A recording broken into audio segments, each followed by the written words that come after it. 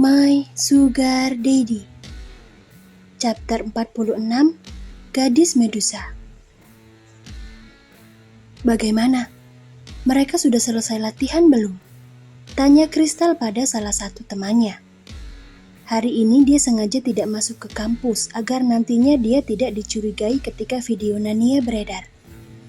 Biasalah, Kristal mana mungkin rela nama baiknya rusak meski rencana ini merupakan ide dari salah satu sahabatnya. Jadi berhasil atau tidaknya rencana mereka, setidaknya nama baik Kristal masih bisa terselamatkan karena dia memiliki bukti kuat tentang ketidakhadirannya di kampus. Idenya sangat brilian sekali, bukan? Sudah, tapi di dalam sana masih ada beberapa orang yang belum pulang.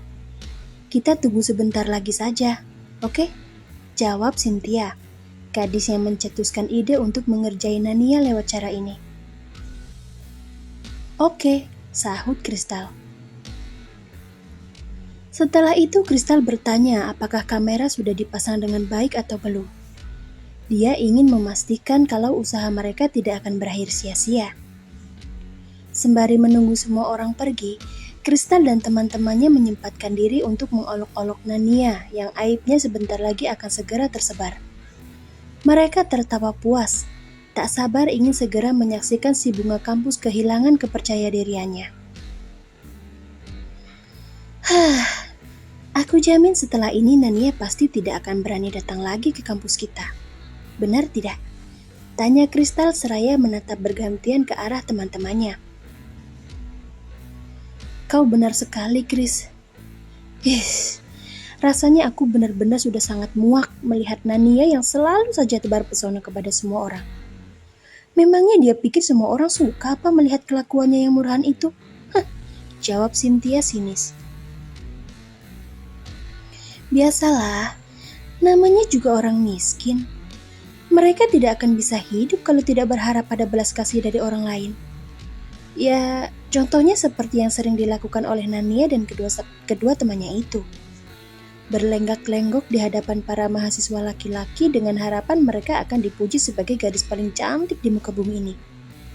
Padahal, ya ampun, aku geli sendiri membayangkan pakaian dan juga make up mereka yang ketinggalan zaman itu. Iuh, ucap Kristal sambil bergidik jijik. Tanpa disadari oleh Kristal dan teman-temannya, semua percakapan mereka tengah direkam oleh seseorang yang berada tak jauh dari sana. Susan. Ya, itu Susan. Dia mendapat perintah penting dari Nania untuk mengumpulkan bukti tentang kejahatan yang akan dilakukan oleh Kristal dan teman-temannya. Sedangkan Tasya, dia mendapat tugas lain di tempat yang berbeda dari Susan. Dasar gadis medusa kau, Kristal. Wajahmu memang cantik, tapi hatimu benar-benar sangat busuk. Sayang di dunia ini ada hukum pidana. Kalau tidak, aku pasti sudah memberimu hukum rimba sekarang juga. Dasar licik, geram Susan dalam hati. Sementara itu di dalam ruang latihan, terlihat Nania yang sedang mengemasi barang-barangnya. Sesekali ekor matanya melihat ke sekeliling ruangan, mencoba mencari tahu kira-kira jebakan seperti apa yang dipasang oleh Kristal dan teman-temannya. Tenang Nania, tenang. Kau itu tidak terkalahkan, jadi jangan cemas. Kau juga tidak sendiri. Ada Susan dan Tasya yang akan membantu mengawasi gerak-gerik sekelompok ulat bulu itu, ujar Nania pelan. Nania meregangkan otot-otot di tubuhnya sesaat sebelum dia meninggalkan ruangan latihan. Dan ketika Nania hendak membuka pintu, tiba-tiba saja pintunya sudah dikunci dari luar. Nania diam, lalu setelahnya dia menyeringai samar. Sekarang Nania bisa menebak permainan apa yang akan dilakukan oleh Kristal. Oh, jadi kalian ingin mengajakku bermain gelap-gelapan? Lucu sekali. Rumor yang menyebut kalau aku takut gelap hanyalah alibiku saja. Aku memang takut gelap, tapi itu dulu. Dan sekarang, kalau saja menantang malaikat maut itu bukan sesuatu yang mustahil, aku bahkan berani mengajaknya bergulat jika dia nekat datang menghampiriku. Dan kalian, astaga, Kristal, kenapa kau suka sekali sih melakukan tindakan bodoh? Ada-ada saja, batin Nania. Dan benar saja, tebakan Nania sama sekali tidak melesat karena begitu dia gagal keluar dari ruangan latihan, semua lampu tiba-tiba padam yang membuat ruangan menjadi gelap gulita. Setelah itu Nania berbalik, memperhatikan ke seluruh sudut ruangan untuk memastikan sesuatu. Dan begitu dia mendapatkan jawaban, Nania langsung memainkan perannya dengan baik agar Kristal dan teman-temannya tidak merasa kecewa. Ah, gelap! Tolong aku! Teriak Nania pura-pura panik. Dia lalu menggedor pintu sambil terus menjerit berharap akan ada orang yang datang menolongnya. Siapapun tolong aku takut sekali, tolong. Kristal yang kala itu berada di depan ruangan tempat Nania latihan tak kuasa menahan tawa saat dia mendengar suara teriakan frustasi Nania. Setelah itu Kristal melihat ke layar ponselnya yang terhubung dengan kamera pengintai. Tawa Kristal kemudian pecah saat dia melihat Nania yang sedang menjerit ketakutan gara-gara keadaan ruangan yang begitu gelap. Rasanya benar-benar sangat memuaskan bisa melihat gadis yang selama ini begitu angkuh dan sok cantik menangis tidak berdaya seperti orang gila. Sungguh menyenangkan. Nania, semua mahasiswa di kampus ini pasti akan mengolok-olokmu setelah mereka melihat rekaman ini. Gadis yang selama ini mereka puja-puja ternyata adalah seorang pengecut yang begitu takut pada kegelapan. Dasar bodoh. Harusnya kau itu jangan memberitahu orang lain tentang kelemahanmu. Kena getahnya kan kau sekarang? Ejek Kristal sambil terus memperhatikan Nania yang sedang beringsut ke pojok ruangan sambil menangis terseduh-seduh.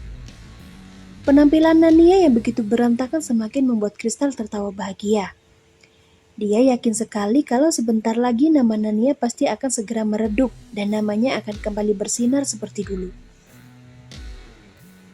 Kristal, apalagi yang harus kita lakukan sekarang? Sebentar lagi satpam kampus akan berkeliling. Kita bisa ketahuan kalau tidak segera pergi dari sini. Tanya Cynthia mengingatkan akan resiko ketahuan kalau mereka tidak bergegas keluar dari kampus. Sebenarnya aku masih belum puas mengerjain Nania. Akan tetapi karena waktunya cukup mepet, lebih baik kita sudahi saja permainan ini. Lagi pula rekaman yang kita dapat sudah cukup untuk membuat Nania kehilangan muka. Jadi, ayo kita pulang. Jawab Kristal sambil tersenyum lebar. Dia benar-benar sangat puas sekarang. Lalu kamera yang ada di dalam ruangan ini bagaimana? Kita tidak mungkin meninggalkannya begitu saja kan? Itu masalah gampang. Besok pagi salah satu dari kita datanglah ke kampus lebih awal untuk mengambil kamera itu. Beres kan? Tapi Kris, bagaimana jika sampai ada orang yang mengetahui keberadaan kamera itu? Ini bisa menjadi bumerang untuk kita semua. Tanya Cynthia lagi. Entah kenapa perasaannya jadi tidak nyaman saat Kristal mengatakan agar mereka membiarkan kamera itu tetap berada di dalam ruangan tempat Nania dan mahasiswa lain berlatih bela diri. Cynthia merasa ini akan menjadi masalah untuk mereka ke depannya nanti. Kau ini sebenarnya kenapa sih, Cynthia? Memangnya selain kita siapa lagi yang mengetahui kalau di ruangan ini ada kameranya? Tidak ada kan? Kesal Kristal setengah membentak Cynthia. Dia jengkel melihatnya yang malah panik sendiri hanya gara-gara kamera.